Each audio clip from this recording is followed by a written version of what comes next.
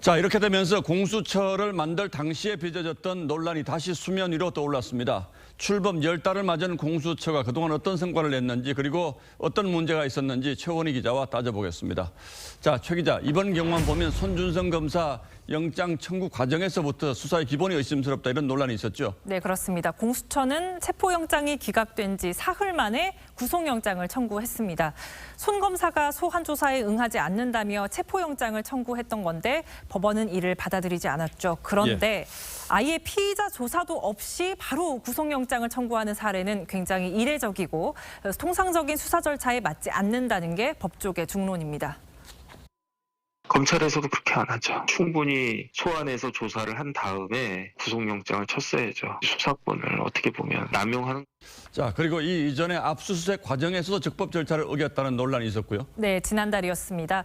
고발사주 의혹 키맨으로 지목된 김웅 의원 사무실을 압수수색하면서 형법상 당사자인 김 의원에게 영장을 제시해야 하는데 보좌진에게만 영장을 보여주고 압수수색을 개시해서 적법성 논란이 일었습니다.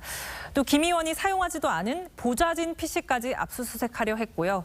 또 김 의원 PC에서 조국, 경심 등의 키워드를 검색해 이 혐의와 무관한 자료를 챙기려 했다는 주장도 제기됐습니다.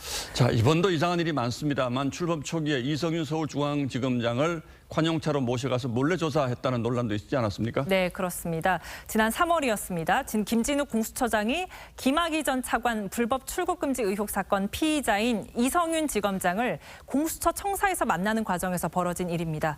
수사기관이 피의자에게 기관장 관용차를 제공한 데다 이 조사를 했는데 조서 한 장 남기지 않아 논란이었는데요.